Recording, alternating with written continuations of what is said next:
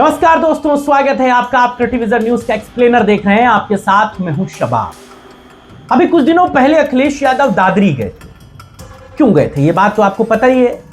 एक बड़ा गुर्जरों का सम्मेलन था, राजकुमार भाटी ने कराया था। उस कार्यक्रम में अखिलेश यादव ने गुर्जरों को लेकर के जो बातें कही और गुर्जरों का जो झुकाव अखिलेश यादव की तरफ दिखा, उसका असर अब दिख रहा है। जी, कैसे दिख रहा है यही बताने के लिए आपके बीच अभी कल जो कैबिनेट का विस्तार हुआ, उसमें उस रैली में अखिलेश यादव की धमक, उनकी चमक, उनकी मजबूती का असर दिखा है। और बीजेपी जो अपने हिंदुत्व के एजेंडे की लाइन पर चल रही थी, अखिलेश यादव की उस रैली की वजह से उसे उससे पीछे हटना पड़ा है। मतलब हिंदुत्व के एजेंडे पर बीजेपी को भरोसा नहीं है, क्योंकि पश्चिमी उत्तर प्रदेश की राजनीति में यही तो बड़ा सवाल खड़ा हो गया है कि क्या बीजेपी अब सिर्फ हिंदुत्व के एजेंडे पर पूरा भरोसा नहीं कर पा रही, और क्या अखिलेश यादव की दादरी रैली ने बीजेपी को यह एहसास करा दिया है कि 27 की लड़ाई सिर्फ हिंदुत्व से नहीं जीती जा सकती, बल्कि आपको जातीय संतुलन बनाना होगा। योगी सरकार का जो मंत्रिमंडल विस्तार हुआ, अगर आप इसको गौर से देखें तो इसमें एक नाम साफ तौर से नजर आता है कि बीजेपी अब सिर्फ वैचारिक राजनीति नहीं कर रही है, बल्कि खुलकर जातीय गणित साधने में जुट गई है। और यही वजह है कि पश्चिमी यूपी में गुर्जर समाज को साधने के लिए सोमेंद्र तोमर को प्रमोट करके स्वतंत्र प्रभार मंत्री बीजेपी ने बना दिया है। यह सिर्फ प्रमोशन नहीं है दोस्तों, यह अखिलेश यादव की बढ़ती सामाजिक सक्रियता का राजनीतिक जवाब है।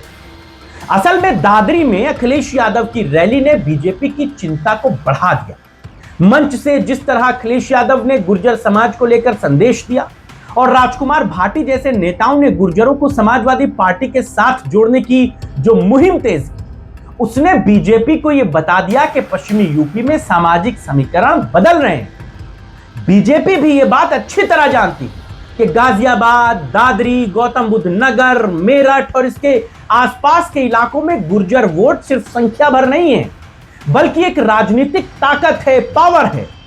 और अगर इस वोट बैंक में सेंध लगी तो पश्चिमी यूपी का पूरा तिलिस्म, पूरा चुनावी गणित प्रभावित हो जाएगा। और यही वजह है कि बीजेपी ने हिंदुत्व की पुरानी पिच के साथ साथ अब जातीय संतुलन की नई रणनीति पर भी पूरा जोर लगा दिया है। और दोस्तों, दिलचस्प बात यह भी है कि गाजियाबाद से मंत्री पद के लिए सबसे ज्यादा चर्चा राजनाथ सिंह के बेटे पंकज सिंह को लेकर के कहा यह जा रहा था कि गाजियाबाद में उनको मंत्री बनाया जा सकता है और उसके बहाने बीजेपी पूरे पश्चिमी यूपी में एक मैसेज कन्वे करेगी। लेकिन आखिरी समय में बीजेपी ने ठाकुर चेहरे की जगह गुर्जर प्रतिनिधित्व को प्राथमिकता दी। राजनीतिक जो जानकार हैं वो इस बात को कहते हैं कि बीजेपी सिर्फ अब हिंदुत्व की लहर के भरोसे चुनाव नहीं लड़ना चाहिए, वो हर बड़ी जाति को सत्ता में हिस्सेदारी देकर चुनावी जमीन को मजबूत करना चाहिए। और अब यही बात खुलकर उठ रही है कि क्या बीजेपी को डर है कि अगर जातीय समीकरण बिगड़े तो हिंदुत्व का एजेंडा अकेले चुनाव नहीं जिता पाएगा। और इसीलिए मंत्रिमंडल विस्तार में जातियों के हर खाने को बीजेपी ने फिट किया है, पूरी गणित को बिठाया है।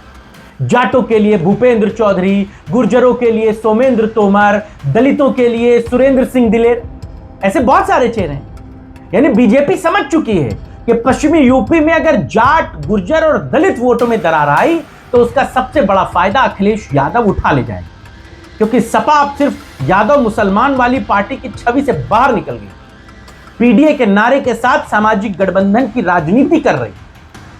यही वजह है कि दादरी की रैली के तुरंत बाद बीजेपी ने अपना जातीय कार्ड खेल दिया है, संदेश दे दिया है कि अखिलेश यादव सामाजिक समीकरण साध रहे हैं, तो बीजेपी अब हिंदुत्व के साथ साथ जातीय संतुलन का सहारा लेकर इसका जवाब दे।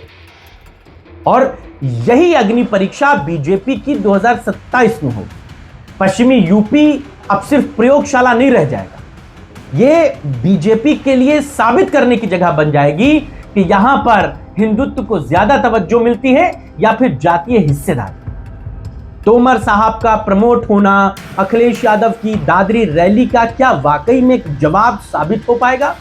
और क्या जिस तरह गुर्जरों पर अखिलेश यादव बड़ा फोकस कर रहे हैं, यह बीजेपी की धुकधुकी बढ़ा रहा है? बताइएगा, आपके राय विचार का इंतजार रहेगा। फिलहाल इस खबर में बस इतना ही। इजाजत दीजिए, नमस्कार।